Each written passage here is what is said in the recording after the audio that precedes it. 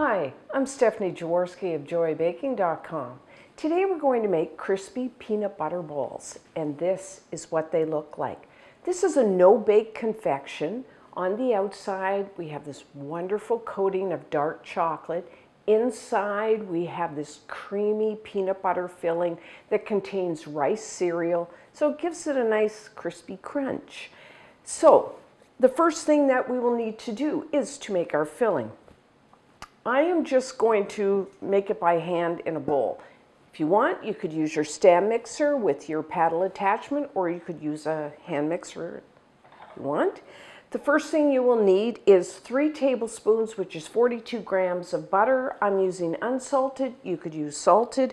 And if you can see, this butter is really soft. That's the way you want it. So we don't want any lumps. So I'm just going to make sure, I'm just using a spatula. You could use a wooden spoon. Just want it nice and smooth. And then, of course, we need peanut butter. So you will need 1 cup, which is 250 grams of smooth peanut butter, whatever brand you like. I'm not going to say which one I prefer, but whatever one is your favorite, use that. I know people are going to say, could I use the crunchy? You could. If you notice from my peanut butter balls, I garnish the outside with some chopped peanuts, but if you wanted to use crunchy peanut butter, you could do that. And we're just going to mix that together. Okay. You can see that's why you want your butter quite soft, so it's nice and smoothly mixed in with the peanut butter. I'm flavoring with just 1/4 teaspoon of pure vanilla extract. You can leave it out if you don't want a little vanilla flavor, but I do, so I'm going to put that in there. And next you will need 1 cup, which is 120 grams of confectioner's sugar, also known as powdered or icing sugar. And because, powdered sugar tends to have lumps, I am going to sift it. I'm just using a strainer here. If you have an actual sifter, you can use that.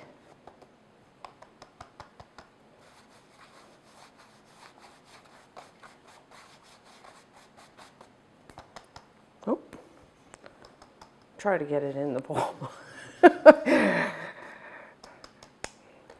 that looks good. I did get most of it in the bowl.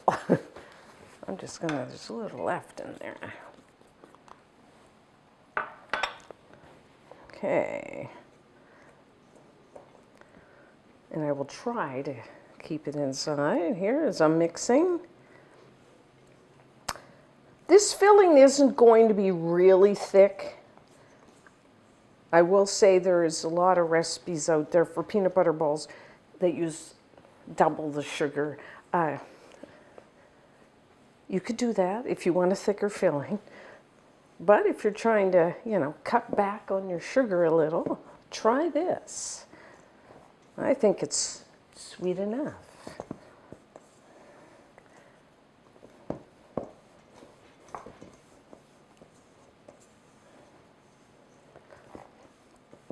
And of course, these are crispy peanut butter balls. So we are going to add 1.5 cups, which is just 40 grams because it's very light, of crispy rice cereal, which translated is like Rice Krispies, but you can buy other brands. Whatever your favorite one is. And gotta work that in. The rice, or I should say crispy rice cereal, it lightens the texture of our filling, which I like. And then it just gives that like crispy crunch. I mean, I do, if you kind of want, I want the traditional peanut butter balls, I do have a recipe for that. And you can go either to joybaking.com, our YouTube channel, or our website. And you can find a recipe and a video for that. And these taste like peanut butter cups, so I have a recipe for peanut butter cups. I have a recipe for Buckeyes. I've got it all covered with the peanut butter and chocolate because I like it so much. Okay, I'm gonna get my fingers a little messy, but work that cereal in. This recipe, the size I make, it makes about 30. So if you want to scale this up, you can, double, triple if you're like, because they freeze really well, they keep really well. Make a really nice Christmas gift for actually any time of the year. So that looks good, now that my hands are all mucky. So, let's wipe them off. Like I said, you can make these any size you want. I use about a scant tablespoon, which is about 14 grams if you want to use your scale and be very precise. It'd be 14 grams. I'm actually using about this is about a tablespoon scoop. So what I'm doing, just have a baking sheet. I've lined it with parchment. You don't actually have to line it with parchment. You could use like wax paper or plastic wrap, or just put it right on the baking sheet, whatever you like. And just put them on here.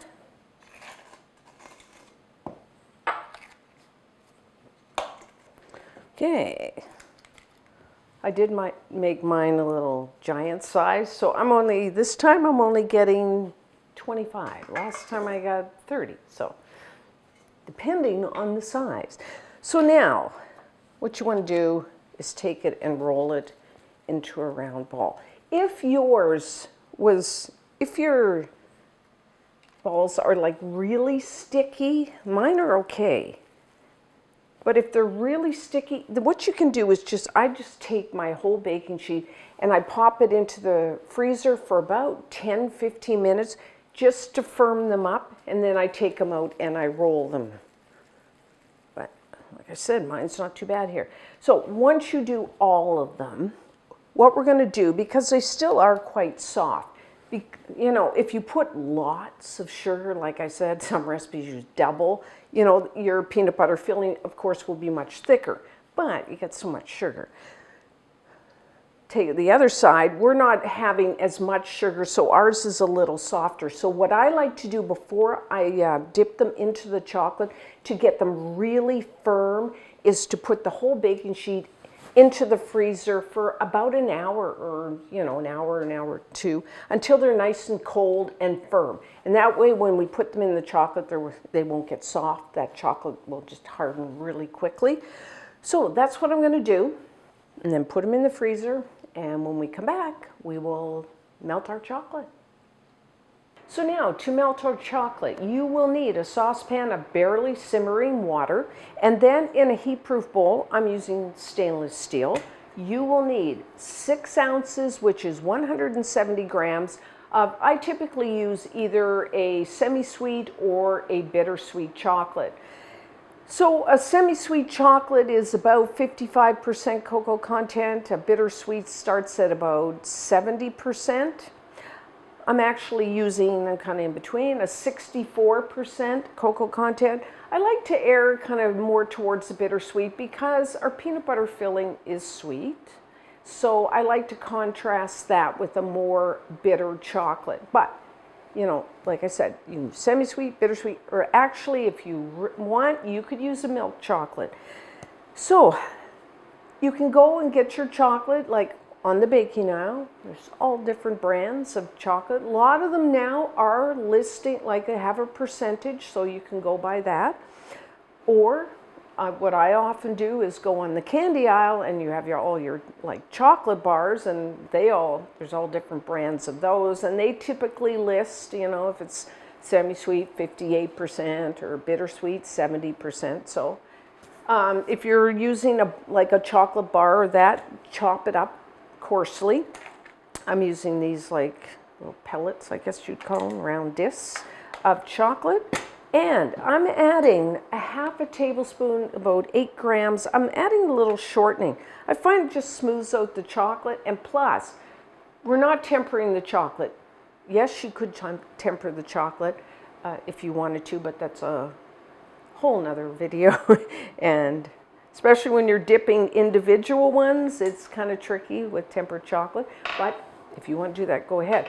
So we're not tempering the chocolate. So therefore, we are going to have to store our crispy peanut butter balls in the refrigerator. If we stored them at room temperature, with time, what happens is if your chocolate isn't tempered, you'll get like a white, kind of what's called a bloom, which is not very, I mean, it tastes okay, but it just doesn't look that great. So I store them in the fridge. So that's why I add a little shortening. If you don't want, I know people don't want to use shortening, you could use butter, or a lot of people comment on the channel and say they use coconut oil. Never tried it, but you might want to try that. So I just put it over the simmering water, and we'll just let that melt. Stir it a bit. Okay, so our chocolate is melted. I'll just wipe the bottom there, get any steam off or water. So what I'm going to do, I mean, you could just put your peanut butter balls in this kind of bowl, but I prefer if it's deeper, the chocolate, so I'm using this little small bowl here. See if I can fit all my chocolate. If you do like a really thick coating, I will say you might need to melt a little more chocolate than this. So you might want to have a little extra chocolate on hand just in case you need more. Okay, this is a messy part of the job, dipping. So I also, once I dip, I'm going to sprinkle the top with some chopped peanuts. You could use candy sprinkles, chocolate sprinkles, or just leave them plain. To dip, if you have some dipping tools, I kind of like this one, my favorite. Although a lot of times I just use a fork. You could use a spoon. And what I do is I only take out, I just have about 6 of my frozen peanut butter balls because I like to keep them really cold, so I work in batches. So you just take your peanut butter ball and just drop it in the chocolate, twirl it around. Like I said, if you want to leave it in there a while and get a really thick coating, let's see if I can work this right with my little tool. And let any excess drip back, and like that. And then, while it's still hasn't set up, I put like my peanuts. I must admit, I like a lot of peanuts. I like you got the crispy in the inside and then the crunch of the peanuts. I'll do another and I'll use a fork just to show you. Dip it in. And then I just tap it. Maybe that works maybe the fork works even better than the fancy tool, hey? And maybe you won't be as sloppy as me. Working with chocolate, a little messy, but fun. Okay, like that. And I am going to carry on. Okay, so last one. I do have enough chocolate. So that's 6 ounces, 170 grams was enough to do all of my, with just a little left over. Okay. I did find the fork the easiest thing to use. So just get it out of your drawer. And some peanuts. And there we have it. Actually, you can kind of see up here the ones I did at the beginning. So the chocolate has already hardened. But what I like to do is, before you pack them away, put them into the refrigerator to chill until make sure that the chocolate is really cold and firm before you pack them away. Personally, I think these benefit from at least a day before you eat them. I actually, a couple days. I think it just takes time for the chocolate, I don't know, the flavors to meld together. I guess that's what how you say it, but I do find that. And like I said, well, you're probably going to have to try one, but if you're giving them as gifts, make them a couple days ahead of time. They will last about 2 weeks in the refrigerator, or you can freeze them. They're wonderful right out of the freezer. Don't tell anyone. So I made these quite a few days ago. So and I've already cut this one. It's kind of soft now, but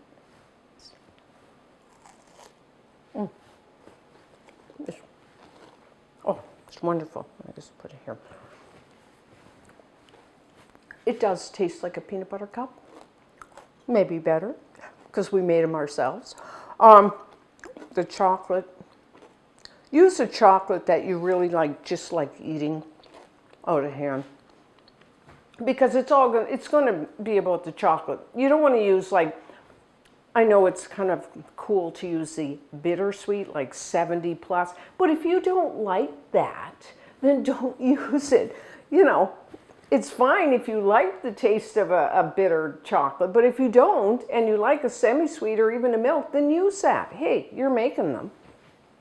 And so you get the chocolate, a little crunch of the peanuts, and then inside, the peanut butter filling, of course, is fantastic. What's not to like, if you like peanut butter? But that crispy rice cereal, it kind of lightens the peanut butter filling, so it's, not so dense. And then just that little crispy, I don't know, I like it. They're wonderful. A great gift, or keep them for yourself. Like I said, this makes about 30. Wanted to double and make 60, go ahead. So you must try this one. And until next time, I'm Stephanie Jaworski of JoyBaking.com.